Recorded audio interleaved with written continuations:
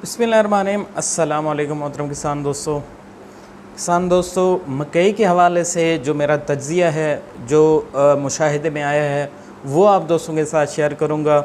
बाकी हर किसी की अपनी मर्ज़ी और आने वाले वक्त में क्या होना है ये भी अल्लाह ताला की ज़ात बेहतर जानती है। लेकिन सबसे पहले बात कर लेते हैं कि मकई के रेट में इस वक्त गिरावट की वजूहात क्या हैं। देखें, गिरावट की वजूहात में सबसे बड़ी वजह जो है वो इस वक्त रसद का बहुत ज़्यादा होना, यानी इस दफ़ा पैदावार अल्हम्दुलिल्लाह किसानों की बहुत हुई। और दूसरा, उन्होंने बढ़ा चढ़ा के वो चीज़ें पेश की जो है सोशल मीडिया पर कोई कह रहा है कि हमारे 130 मन आई है, 140 मन आई है, 150, 170-80 तक पहुंच गए हैं। तो इस तरह जब चीज़ें वो देखते हैं मिल ओनर्स, तो वो कहते हैं कि इस दफ़ा बहुत मकई है, तो आराम से जो है वो टिका के जो है आराम से दबा के मकई ख़रीदेंगे। और ये हकीकत भी है कि इस दफ़ा पैदावार जो है मौसमी हालात अच्छे रहे, साजगार रहे, जिसकी वजह से पैदावार हुई तो बेहतर हुई, तो जिसकी वजह से जो है बहुत ज़्यादा जो है मार्केट में आ रही है मकई। ये सबसे बड़ी वजह है, क्योंकि मंडियों में जो बड़ी मंडियां हैं जिसमें आरिफ वाला, उकाड़ा, पाकपतन, इन मंडियों में 1 लाख से ज़्यादा तोड़ा रोज़ाना की बुनियाद पर आ रहा है, 70 किलो वाला। तो इतनी ज़्यादा जब मकई होगी तो फिर आराम से मिलों वाले अपनी मर्ज़ी से रेट लगाएंगे, अपनी मर्ज़ी से ख़रीदेंगे। आप दोस्तों से गुजारिश की थी कि आहिस्ता आहिस्ता मकई को फील्ड में लाएँ। तो ये सबसे बड़ी वजह है रसद का ज़्यादा होना। दूसरी, मकई के रेट में गिरावट की दूसरी जो अहम वजह नज़र आती है वो ये है कि इस दफ़ा बहुत ज़्यादा रकबे पर जो है वो काश्त की गई थी मकई।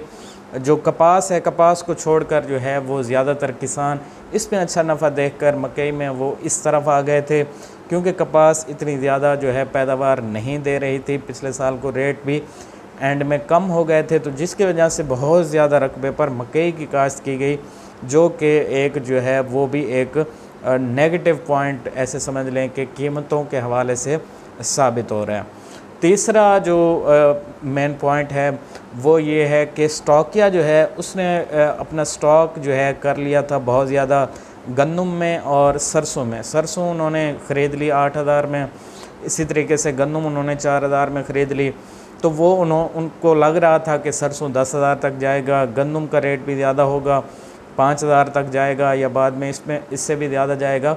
तो उन्होंने वो बहुत ज़्यादा स्टॉक कर लिया, जिसकी वजह से स्टॉक या नज़र तो आ रहा है मार्केट में, लेकिन इतना ज़्यादा एक्टिव नज़र नहीं आ रहा इतनी ज़्यादा जो क्रॉप है, इतनी ज़्यादा जो फसल है उसको वो जो है वो ख़रीद कर सकें।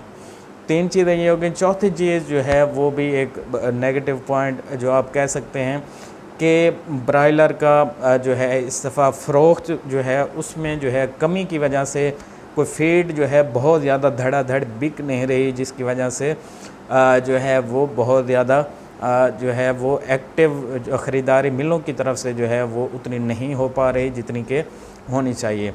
इसके अलावा एक्सपोर्टर्स की भी कमी नज़र आ रही है इस दफ़ा। एक्सपोर्ट जो है उनको माल तो मिल रहा है कराची में 2425 रुपये में, 2500 में आराम से उन्हें कराची में पहुंच माल मिल रहा है, लेकिन एक्सपोर्टर्स की जो है वो ज़्यादा जो है वो मौजूदगी नज़र नहीं आ रही। एक्सपोर्ट जो है वो बंद तो नहीं है, एक्सपोर्ट हो रही है मकई।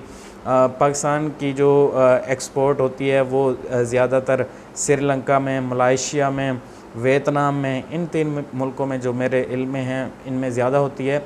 तो एक्टिव तो है एक्सपोर्टर, लेकिन इतनी ज़्यादा जो बड़े जहाज़ लगते हैं वो अभी तक नहीं लगे। थोड़े पैमाने पर एक्सपोर्ट जो है वो हो रही है। तो ये तो हैं नेगेटिव पॉइंट्स। अब हमें जो है आगे अगले वक्त में करना क्या चाहिए, तो सबसे पहले कि रेट कब बढ़ेगा, कैसे बढ़ेगा, कि एक तो जो है मकई की फ़रोख्त फ़िलहाल बिल्कुल रोक देनी चाहिए। किसानों की मजबूरी का बहुत ज़्यादा फ़ायदा उठा रहे हैं मिल ओनर्स, क्योंकि देखें वो आगे ईद आ रही है तो किसान की मजबूरी है। पिछले अखराजात महंगाई की वजह से बहुत ज़्यादा हो गए हैं, तो जिसकी वजह से किसान मजबूर है जो है मकई फ़रोख्त करने के हवाले से। तो किसी भी तरीके से जो है वो आप फ़रोख्त बिल्कुल ही रोक दें, बिल्कुल ही जो है वो मंडियों में, मिलों में अभी फ़रोख्त ना करें जब तक के रेट बेहतर नहीं होते, क्योंकि अब रेट 2200-2300 पे आ गए हैं। तो इस रेट में तो 2200-2300 मिलों का और मंडियों का रेट है, तो हमें फील्ड में तो 2000 रुपये मिलेगा ना। तो 2000 रुपये तो हमारे बारे तो नहीं खाता, आपके शायद खाता हो तो आप बेच रहे हैं। तो इसकी फ़रोख्त फ़िलहाल जो है बिल्कुल ही रोक दें आप। तो जब इसकी फ़रोख्त नहीं होंगी मंडियों और मिलों में, जब रश कम होगा तो फिर जो है वो इसके रेट जो है बढ़ना स्टार्ट हो जाएंगे। अब देखें मिलें, जो छोटी छोटी मिलें हैं उनके बाहर भी 2-2, 300 गाड़ियाँ खड़ी हैं। जो रफ़ान फीड मिल है उसके बाहर जो है वो 7-8 किलोमीटर तक गाड़ियाँ खड़ी हैं। मंडियों में जैसे कि मैंने आपको बताया कि जो है वो 1 लाख से भी ज़ायद जो है तोड़ा रोज़ाना की बुनियाद पर आ रहा है, तो रश बहुत ज़्यादा है जिसकी वजह से। तो फ़िलहाल आप इसकी फ़रोख्त जो है वो कुछ हफ़्तों के लिए यानी 2-3 हफ़्ते आपको सब्र करना पड़ेगा, वो रोक दें। इसके अलावा मिल ओनर से दरख्वास्त है कि आप जो है होश के नाखुन लें। आप इतना ज़्यादा रेट कम कर रहे हैं कि किसान को मजबूर कर रहे हैं कि वो मुतबादिल फसलें काश्त करें। देखें, आज आप मजबूरी का फ़ायदा तो उठा लेंगे, तो मजबूरी का फ़ायदा उठा लेंगे, लेकिन किसान मजबूर होकर फ़रोख्त तो कर देगा।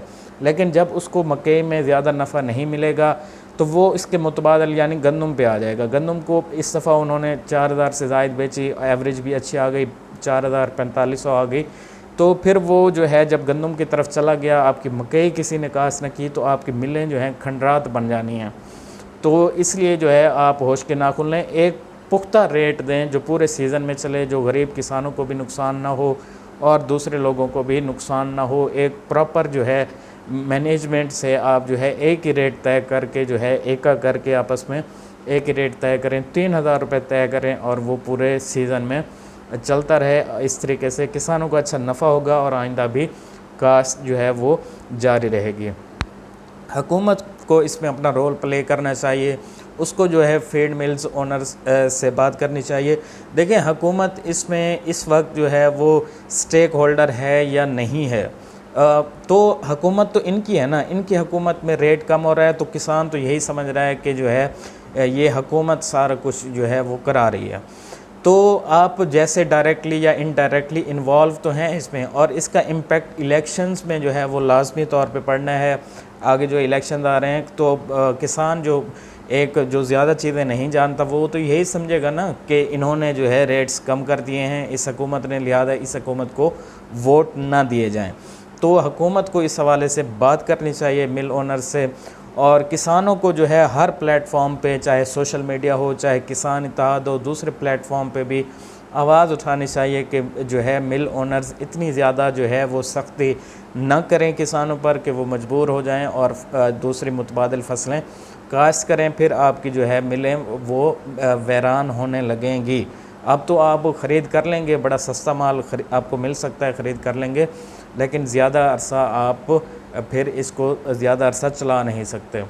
तो अब जो है जब आहिस्ता आहिस्ता रसद में फील्ड में कमी होगी तो इंशाल्लाह आहिस्ता आहिस्ता रेट भी बढ़ेगा। जितनी ज़्यादा कम आएगी फील्ड में मकई, उतना ही रेट जो है ज़्यादा बढ़ता जाएगा। तो ये कुछ तजावीज़ हैं मेरे हवाले से। आपके दिल में कोई अगर बात है तो वो आप इस प्लेटफॉर्म को जो है इस्तेमाल करके मुझे कमेंट्स में बता सकते हैं, ताकि मैं एक और वीडियो बना के फिर जो है अपने किसानों के लिए अगर मैं कुछ कर सकता हूं तो इस प्लेटफॉर्म को इस्तेमाल करके मैं उनके लिए ज़रूर आवाज़ उठाऊं। बहुत शुक्रिया। अल्लाह ताला आप सबका हामी नासिर। अल्लाह हाफ़िज़।